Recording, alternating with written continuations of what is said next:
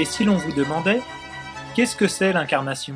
Je dirais que c'est quelque chose d'inouï. C'est le moment extraordinaire où Dieu décide d'envoyer son Fils sur la terre pour se révéler. Incarnation, donc rentrer dans la chair, étymologiquement. Dieu qui se fait homme, c'est unique.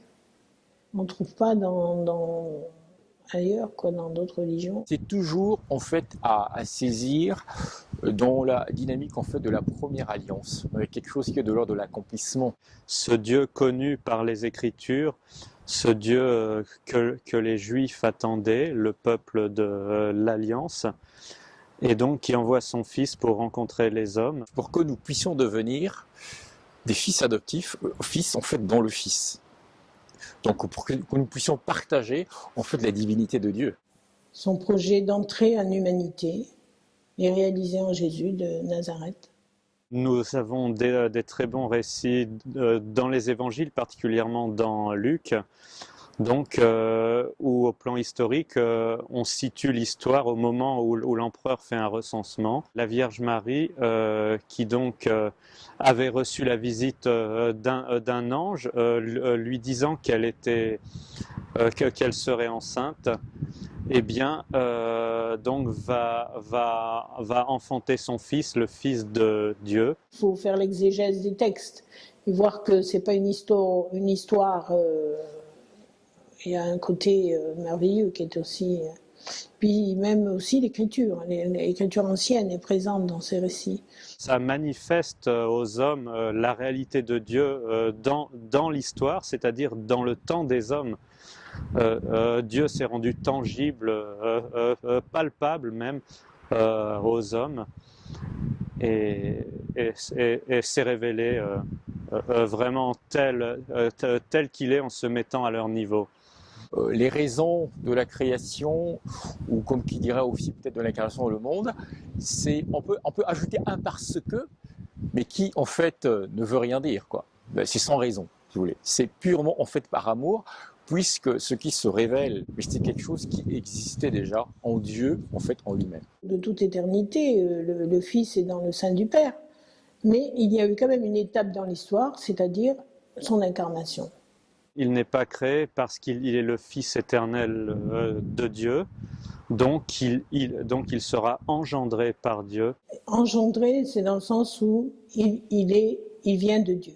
Dieu ne peut pas créer son Fils puisque son Fils était là de toute éternité. Celui qui vient de Dieu, qui est né de Dieu, c'est ça, engendré, né de Dieu, il n'est pas créature, c'est Jésus et c'est l'unique en fait. Une certaine hérésie dans les premiers siècles de l'Église qui rejetait tout ce qui touchait en fait à la dimension de la chair. Et l'incarnation pourrait donc, pour certains, c'était inconcevable quand Dieu puisse s'incarner, parce que il y avait le rejet sur tout ce qui touchait la chair. L'incarnation, c'est saint Irénée qui l'aura bien défini. Il a dit finalement, Dieu vient habiter chez nous. Il s'entraîne, à vivre avec nous comme nous, et il vient chercher l'homme. Je paraphrase. Il vient chercher l'homme, les hommes, les humains, dans le sens des humains, pour leur apprendre à habiter chez Dieu. La finalité, c'est que nous puissions entrer dans la vie de Dieu. Dieu est venu chercher l'homme afin de le hisser en état divin. Et donc c'est ni plus ni moins que le plan du salut que Dieu a posé et qui a commencé à travers l'incarnation du Fils dans le sein de la Vierge Marie. Mais c'est par ce corps-là et que nous sommes sauvés. Donc en perspective, il y a la dimension aussi de la résurrection derrière. Le but, c'est le salut. C'est que l'être humain soit sorti, soit élevé vers Dieu, puis qu'il soit arraché à tout ce qui veut l'écraser, le détruire. Et il y a même un lien fort déjà entre le mystère d'enfant de Noël, la nativité, et Pâques. Et donc déjà il y a un abaissement, on voit les conditions en fait dans lesquelles Dieu en fait entre dans ce monde, et c'est ce qui va aussi en fait donc se révéler en fait sur la croix. Donc les deux mystères sont intimement liés en fait.